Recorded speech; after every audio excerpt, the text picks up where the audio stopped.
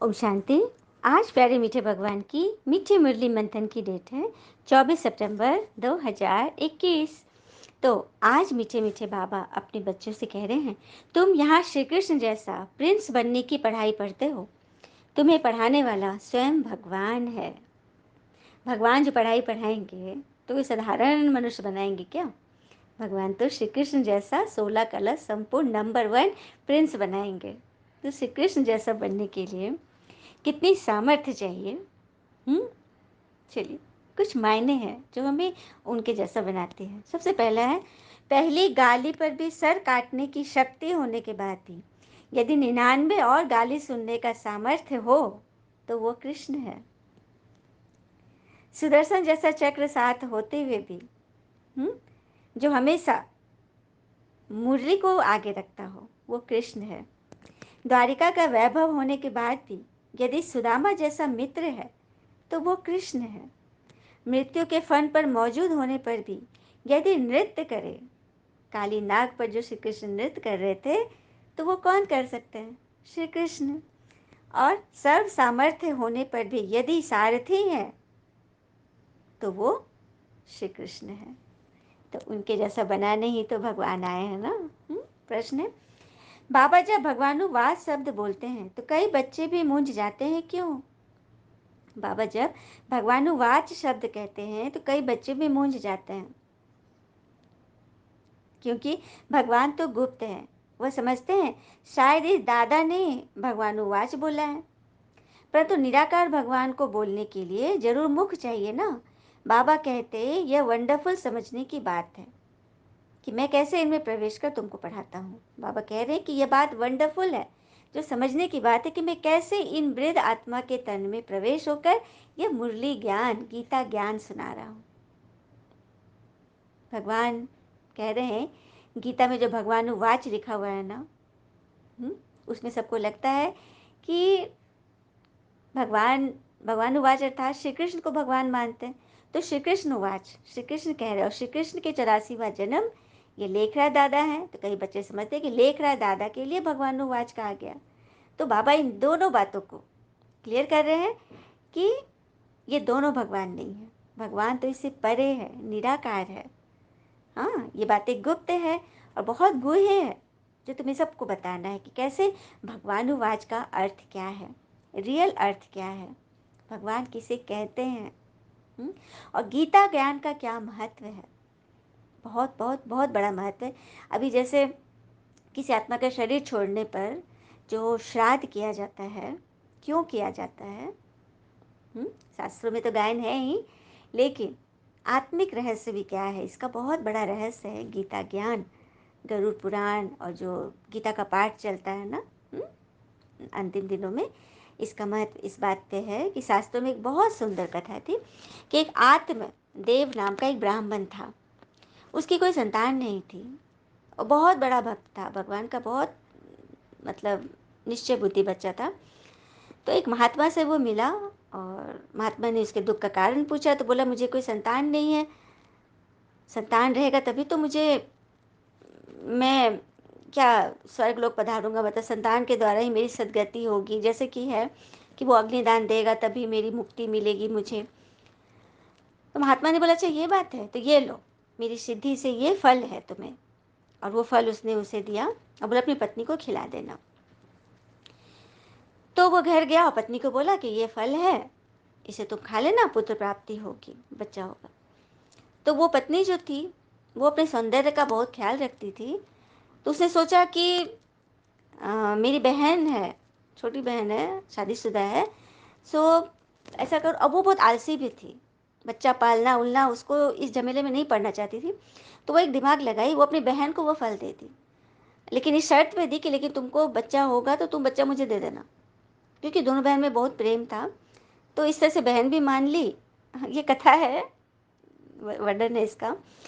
तो बहन मान ली। फिर जब बच्चा हुआ तो नहीं, और फिर बहन पहले से ही प्रेग्नेंट थी, बहन पहले से ही प्रेग्नेंट थी। तो उसने क्या किया, फल को, मैं तो पहले से ही प्रेग्नेंट हूँ, लेकिन बहन की बात उसने नहीं टाली और उसने वो फल गाय को खिला दिया। ठीक 9 महीने में बच्चा हुआ, इसकी बहन को भी जो पुत्र हुआ तो वो अपनी बड़ी बहन को दे दी कि मैंने फल खाया था इसलिए हुआ, और उस गौ को भी बच्चा हुआ और वो मनुष्य रूप में हुआ, जिसका शरीर पूरा मनुष्य जैसा था लेकिन कान थे गाय के जैसे, इसलिए उसका नाम पड़ा गौकर्ण। और उसकी बहन का जो बच्चा था जिसको इसने गोद ले लिया, उसका नाम पड़ा धुंधकारी। वो इतना, क्योंकि उसकी पत्नी का नाम धुंधली था, है ना, धुंधकारी उसका बच्चा। और वो इतना चंचल, इतना उत्पाती, गलत सलत काम बचपन से ही वो कर रहा है, बड़ा होने पर भी चोरी चकारी, मतलब जितने बुरे कर्म थे वो करता था। एक दिन क्या किया, वो राजा के घर में चोरी करने चला गया और वहां से कुछ खजाना लूटा, और उसके बाद वो कहाँ चला गया, 5 नर्तकी लोग के यहाँ चला गया, मतलब वेश्याओं के पास चला गया। और वहां जाकर उसने सब बात बताई कि राजा के यहाँ से लूटा हूँ, तो 5 आपस में बांट लो। तो वो लोग पांचों आपस में बात कर रही है कि ये राजा के यहाँ से इसने खजाना लूटा है, तो आज नहीं तो कल राजा के मंत्री, सिपाही, सेनापति आदि तो पता लगा ही लेंगे, फिर हम लोग भी पकड़ में आ जाएंगे। तो उन्होंने क्या किया, पांचों ने मिलकर उसको मार डाला। धुंधकारी का अंत हो गया। और फिर धुंधकारी जब मृत्यु हुई तो वो चला गया प्रेत योनि में। हाँ, और फिर वहाँ भी वो यमलोक में गया, बोल रहा था मुझे इस मुक्ति कैसे मिलेगी। तो वहाँ पे बताया गया कि गौकर्ण जो है, और वो जो गाय का जो पुत्र था, वो एकदम सत्संगी, हर गुण उसमें देवता वाले, सारे लक्षण। तो जब तुम गौकर्ण से गीता ज्ञान सुनोगे तब तुम्हें मतलब मुक्ति मिलेगी। तो ये रहस्य है गीता ज्ञान, इसीलिए उन समय में, अंतिम समय में आत्मा को मतलब सुनाया जाता है, और आत्मा के परिवारजन भी इसे सुनते हैं। और ये जो कथा है ना, ये तो चलिए शास्त्रों की बात है, लेकिन इसमें जो नाम है और जो वर्णन है वो यहाँ आध्यात्म से भी मिलता है। इसका रहस्य है कि आत्मदेव जो ब्राह्मण था वो है आत्मा। आत्मा का आत्मा का पहला वस्त्र क्या है, शरीर। तो आत्मा की जो पत्नी थी आत्मदेव की, धुंधली, तो ये शरीर, आत्मा को शरीर मिला। कर्म करने के लिए तो शरीर धुंधला है, शरीर मिथ्या है, तो वो शरीर मिला। और उससे जो पुत्र रत्न हुआ, तो वो भी यदि हम गलत संग में हैं, गलत कर्म करके हुआ, तो वो बच्चा भी वैसे ही निकलेगा जैसे कि धुंधकारी वैसा हुआ। हाँ, और फिर वो गलत कर्म किया और लास्ट में वो सब गलत कर्म किया, और लास्ट में वो जो 5 वैश्या थी, अर्थात हमारे 5 विकार, जब 5 विकार के हम एकदम वशीभूत हो जाते हैं तो फिर हमारा एकदम अंत हो जाता है, जैसे कि धुंधकारी की भी मृत्यु हो गई।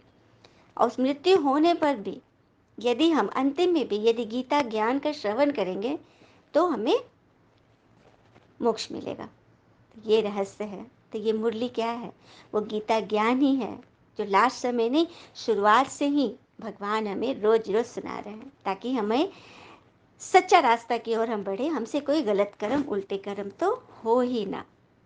अच्छा, बाबा को नमस्ते। धारणा के लिए मुख्य सार, पहली पॉइंट, हर कर्म साक्षी होकर शिव बाबा की याद में करना है। लौकिक अलौकिक दोनों तरफ तोड़ निभाना है, लौकिक से युक्ति युक्त चलना है, मतलब हर कर्म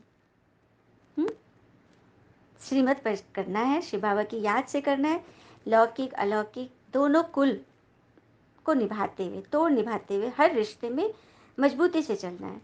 दूसरी पॉइंट, इस समय अंतिम जन्म में भी यह वानप्रस्थ अवस्था है, वापस घर जाना है, इसीलिए पावन जरूर बनना है, कोई भी बंधन नहीं बनाने हैं। तो इस समय अंतिम जन्म में भी यह वानप्रस्थ अवस्था है। वानप्रस्थ अर्थात वाणी से परे, व्यर्थ विचारों से परे। तो उसके लिए क्या करना होगा, अच्छे लोगों की संगत में रहना है। व्यर्थ विचार, जब हम नेगेटिव लोगों के साथ रहेंगे तो हमारे विचार भी नेगेटिव हो जाएंगे।